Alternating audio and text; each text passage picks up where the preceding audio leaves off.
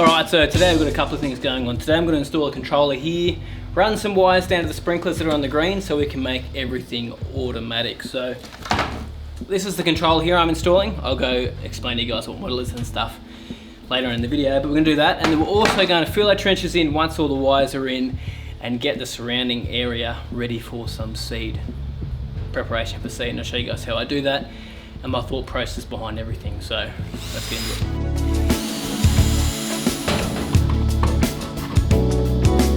So we're here in my little pump shed at the moment. I got the pump covered up in an irrigation box just because there's a little bit of sun that comes here in the morning, so I just want to keep that pump going as long as I can.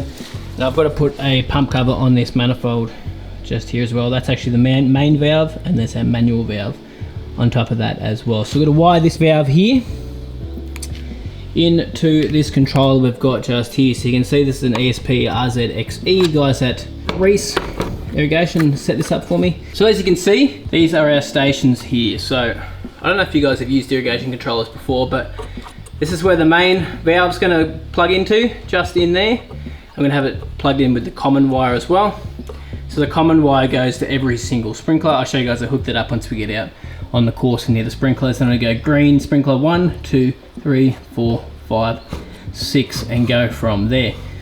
That's the main goal. So I've got our wires here. You can see they're all different colors, so that's going to help us know what sprinkler hooks in to what station up there. So we're going to go for the common wire, which is the common wire that's going to run between every single sprinkler. So on your sprinklers, we've got solenoids. So these solenoids here, sound like they will receive the electronic pulse through these wires, which will help open up the valve and also close the valve on top of that. So one of the wires is going to the common wire, which we're going to have as the black one. So every sprinkler is going to be syncing in with that black one, including the main valve, which is just here. And then every sprinkler is going to have its separate color out of these selected colors just here. Common wire. And then I've got to do the wire for the main valve. So I'm probably going to use, doesn't really matter what color I use as long as I remember what it is to put into the controller up there. I'll probably go with white. So these two ones up here go back to the controller. It's the wire that's running up through here, which goes all the way back into the controller, which I'll run through some conduit. And these ones here are going to hook one onto one part of the solenoid there, and then that onto that side of the solenoid there. Now it doesn't matter what a wire goes to where, on what color, you just got to make sure you hook it up right on the controller. We just strip these bad boys back. Common wire's the black, so we put these three together. Then we've got one of these little screw fittings here. So what it basically does is you put it over top of your three wires, or your two, generally be two wires. Only the common wire is always going to be three wires put together, because that common wire's got to run through to every single sprinkler. So the black one will be connected to every solenoid on either a valve, like we have here, or on a valve and head sprinkler on the green, which once we get down there, you'll see me doing a lot more of this. So push all three in there, give it a spin. That will join all those wires up together. Didn't have to do it manually by hand, which is awesome. Then we get our silicone joiner, slot it in. Beautiful, so that's one done. As simple as that. So those are waterproof. Probably not going to be a big issue in this box because it's on concrete and it's above ground, like it's not underground, but they're very, very important when you start digging under soil and you're around sprinkler heads where there's going to be water all the time. So that's the reason you do it. So that's all done in there now. And then from here, I've got to put saddles on this to tidy it up a bit so it's just not flopping around. But the wire comes in through here. That's when we split them open. We've got our common just there, our main, then we go 1, 2, 3, 4, 5, 6, 7, 8. But we've got 6 sprinklers on the green here.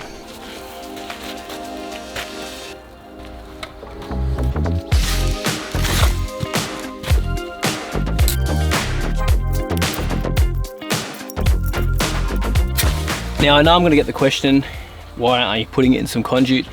This is waterproof stuff. This is used for irrigation all the time, and it's run in the ground without conduit. Something we did all over the whole golf course when I was on the golf course, and they still do it now when they're installing new systems. So it does not need to go on conduit. Very, very yeah, it's really, really good coating on the outside, and we never really had failings along the line. It's only where the joins ever were, which is very common.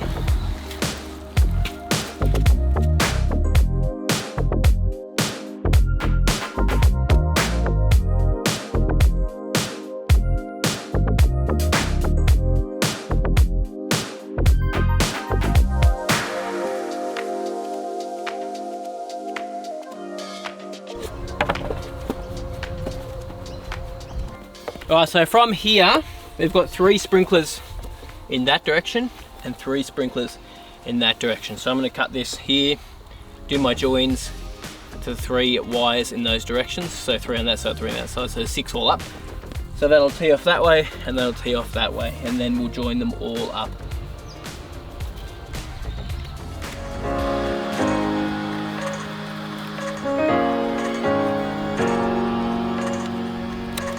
Just want to quickly explain what I'm doing here so you guys understand what I'm doing. So I'm cutting the green wire, cutting the black wire. One side of the green wire is going to go into one of those silicone joiners with one of the white wires off the solenoid valve on that sprinkler. And then on the other wire on the solenoid valve on that sprinkler, we're going to put in both black wires, which are our common wire. So that common wire is going to continue on to the next sprinkler, whereas that green one that we cut doesn't need to continue on, so we only put one green wire in with one of the whites from the sprinkler.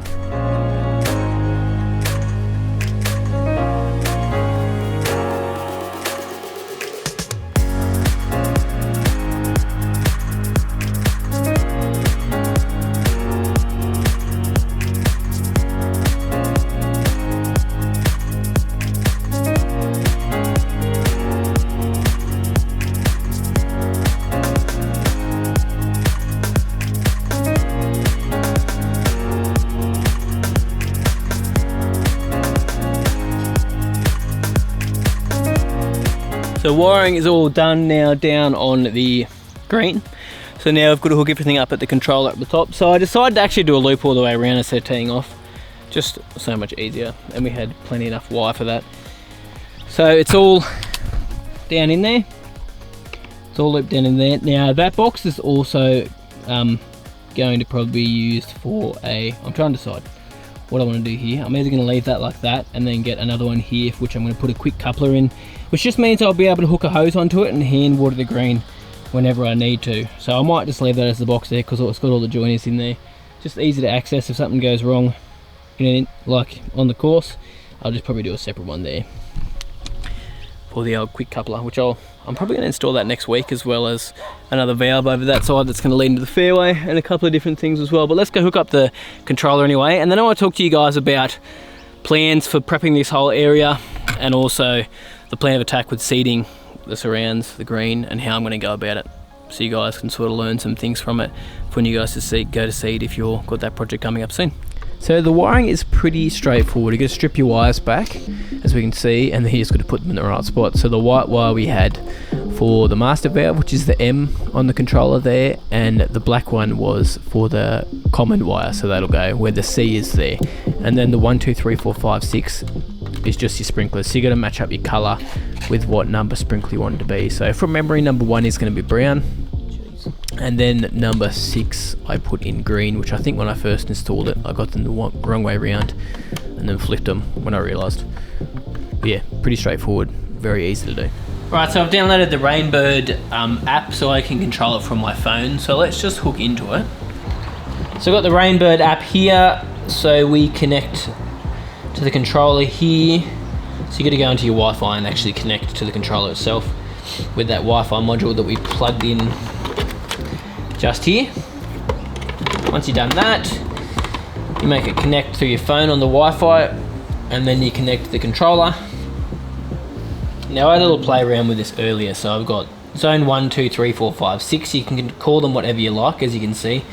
You just change the name of it, and I could call it something else, as you can imagine, like sprinkler 6. Done, save that. This is on the green. So yeah, that's basically how it runs, and we can do automatic running on our irrigation here. So I could put zone 1 on for 10 minutes, hit start. We should hear the pump kick in now. Yep.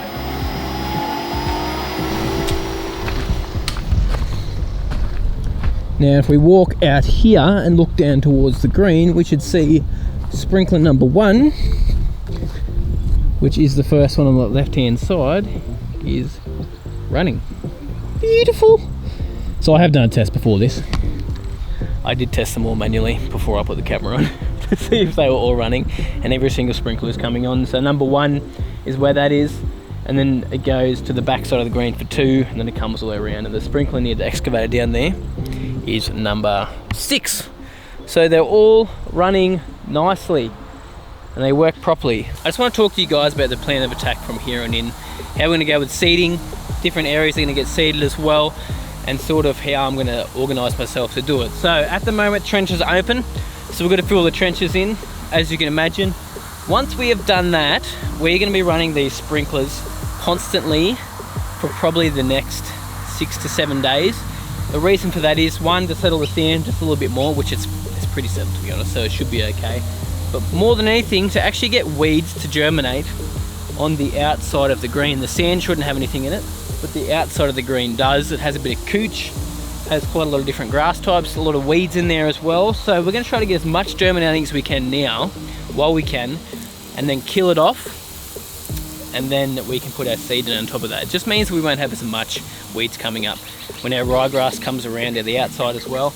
I've actually got a special blend of ryegrass I'm going to be putting on the collar around the green. So we're going to do the surrounds first of the green with a ryegrass blend, and then from there we're going to seed the bent grass green after that. So it looks like probably in the next week and a half I'll be sowing around the outside of the green, and I probably won't be sowing on the actual green for probably another 2 to 3, I'd probably say 3 weeks to be honest, once I've done my first cut on the ryegrass and I can back the water off, and then I can focus more on the green rather than the outside. But those sprinklers do go 360, so I can sort of water both at the same time, but the outside won't need as much water as the green, because sand, the water's just going to drop straight through. Completely different grass types. So I'm definitely going to show you guys the whole process along the way. There's going to be a lot to do, getting rid of weeds, leveling areas out. These are all things you can apply to home lawns as well. It's not just for golf courses. Like, I'm going to be showing you guys a lot of stuff. Obviously the products I'm going to use, how much product we're going to have to use on the green compared to the outside, because that's sand as opposed to like really rich soil. So we're going to have to get a lot of organics into the sand, and just a lot of liquids as well, a lot of spoon feeding, a lot of things along the way. So it's going to be interesting. There's going to be a lot to do. It's going to be a very busy next couple of months. I'll probably be doing quite a few videos a week just to show you guys every little bit of the process and how we go about it. So make sure you guys keep an eye out for that. Even just showing you guys how to prep an area for seed like this, and I'll talk about ways you can do it with machinery, but ways you can do it by hand as well. I'm going to try to make it as relatable as I can for you guys, so you can actually implement these ideas into your home situation. But thank you guys so much for watching. Hardest part of this green build is done, doing all of that. Now we're basically up to just fixing the outside and seeding. So mate, I am excited. I am beyond excited. Can't wait to be putting on this bad boy. Thanks guys so much for watching. Appreciate yous, and I'll see you soon.